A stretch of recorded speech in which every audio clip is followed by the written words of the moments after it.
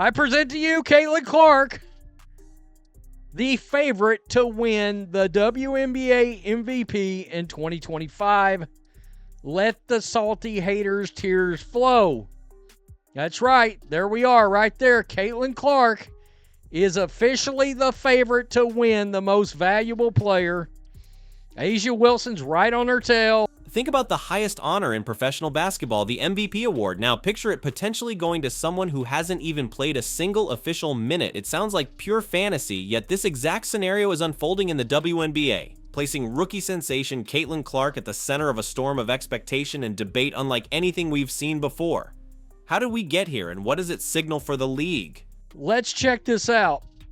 Let's scroll down. Oh, man. Okay, let's keep going. Angel Reese is a plus 7,500.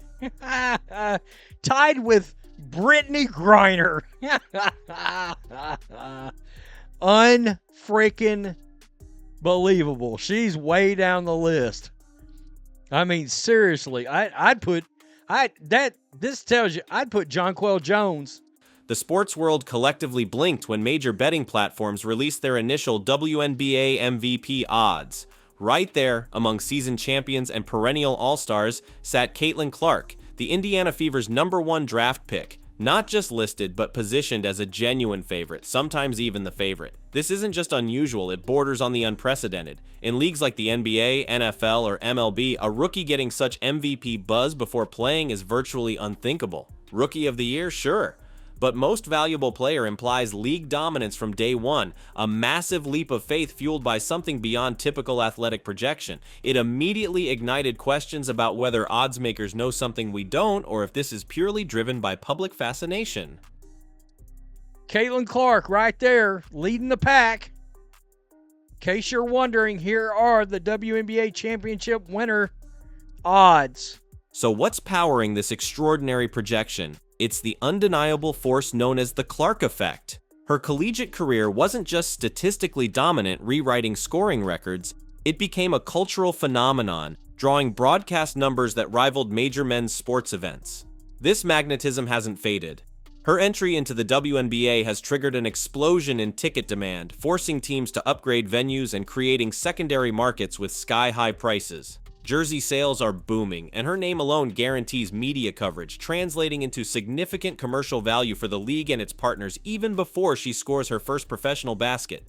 It's this powerful combination of proven draw and perceived transformative potential that seems to be inflating her MVP stock beyond just on-court predictions.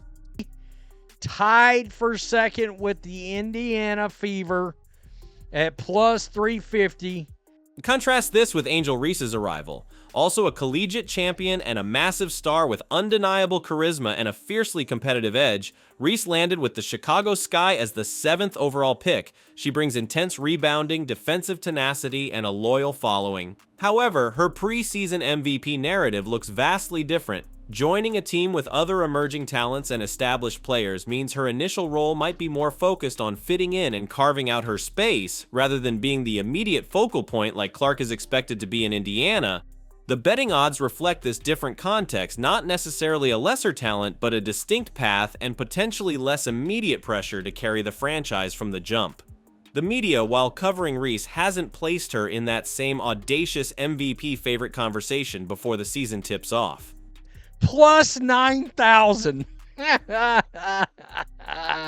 Oh, shit. That makes me happy as I don't know what. That is freaking hilarious. That's hilarious. This glaring difference forces us to question the engine driving the narrative. How much influence does the media machine wield? The relentless focus on Clark, amplified by her record-breaking college run and the constant comparisons drawn with Reese, creates a feedback loop. Headlines scream her name, sports shows debate her potential impact, and social media algorithms push her story relentlessly. Is this intense spotlight accurately reflecting her potential to be the league's most valuable player this year, or is it manufacturing a storyline that benefits clicks and viewership, potentially obscuring the readiness of other established stars or even Reese's own significant impact potential? It's become difficult to separate genuine analysis from commercially driven hype. Caitlin Clark, to record 5+ triple doubles. That's only a plus 230. That's pretty good. They think there's a real chance she may score. She may actually have 5 triple doubles.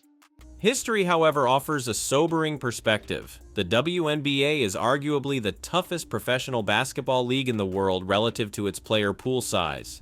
The leap from the college game involves facing athletes who are significantly stronger, faster, and possess higher basketball IQs.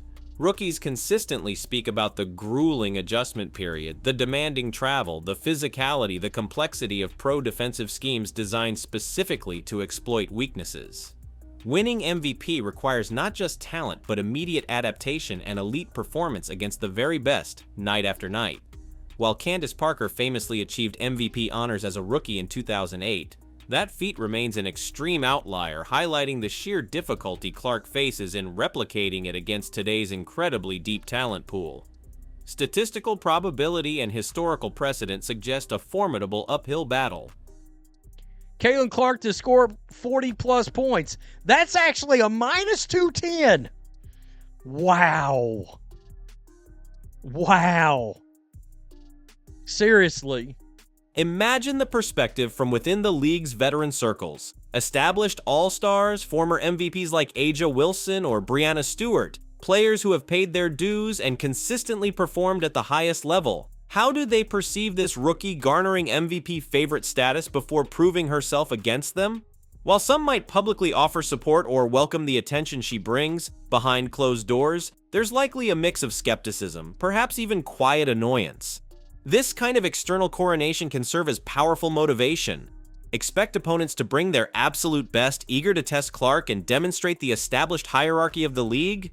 Respect in the WNBA is hard-earned through performance, not handed out based on potential or hype. Well, we are just a few short days away from the Indiana Fever actually playing basketball. From Caitlin Clark, Sophie Cunningham, Natasha Howard. The implications of these sky-high expectations extend far beyond individual accolades. The pressure cooker environment surrounding Clark is immense. She carries the weight not only of her own performance, but also the hopes of the Indiana Fever franchise seeking relevance, and arguably, the league itself, which is banking on her star power to elevate its overall profile and revenue. If she meets these astronomical expectations, the payoff could be huge, but if the adjustment proves difficult, if she looks merely very good instead of historically dominant right away, the narrative could quickly sour.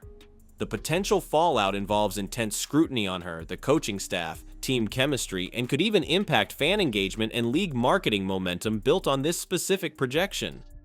You know they're there to do business, although they're having a lot of fun. Training camp is on. Let's go. It's finally here!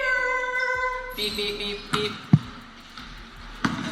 Let's go, day one. I got DV, I got the best set in the world! Yeah! I got the best set in the world! And what about the players sharing the court with Clark in Indiana? The intense focus on one individual, especially a rookie hailed as the potential MVP before Game 1, inevitably impacts team dynamics. Does it create added pressure on her teammates to facilitate her success, or potentially breed subtle resentment if touches or opportunities feel skewed? Integrating such a high-profile figure while fostering essential team chemistry is a delicate balancing act for the coaching staff. Veterans on the Fever roster like Aaliyah Boston now navigate playing alongside someone whose individual hype machine sometimes threatens to overshadow the collective effort required to win games in a challenging league. Managing these internal ripples is crucial. It's also worth peeling back the curtain on why betting odds shift. They aren't purely objective predictions of outcome, they heavily reflect where the public is placing their money. Clark's immense popularity means countless fans, potentially unfamiliar with the nuances of WNBA betting, might be wagering on her simply because of her name recognition. This influx of popular money can force oddsmakers to shorten her odds significantly to mitigate their financial risk, even if their internal models suggest a lower probability of her actually winning MVP. So her status as a favorite might be partially a self-fulfilling prophecy driven by market dynamics and her massive public profile, rather than solely a cold calculation of her winning chances against seasoned pros. Ultimately, regardless of whether Caitlin Clark captures the MVP trophy in her debut season, the sheer scale of this preseason phenomenon signals something larger. This unprecedented level of attention and expectation, while potentially burdensome, also represents a potential turning point for the WNBA's visibility and commercial growth. Even if she faces rookie struggles, the spotlight she brings is undeniable. This initial MVP buzz might be just the opening chapter in a longer narrative about her impact, the evolving league landscape, and the sustained growth fueled by this new generation of stars. The real victory might not be the award itself this year, but the lasting interest she generates for the women's game. So we stand at a fascinating crossroads. A rookie propelled by unprecedented hype, public adoration, and complex market forces is favored for the WNBA's top individual award before setting foot on the court for a real game. Meanwhile, another impactful rookie star, Angel Reese, embarks on her own journey under a different set of expectations. Will Caitlin Clark rewrite the history books and validate the immense faith placed in her, proving the Clark effect translates directly into immediate MVP-level dominance? Or will the harsh realities of the professional game, internal team dynamics, and the sheer weight of expectation prove too much too soon? This isn't just a sports story, it's a unique drama about expectation, media influence, and the true meaning of value in professional sports. The only certainty is that millions will be watching intently as this remarkable situation plays out.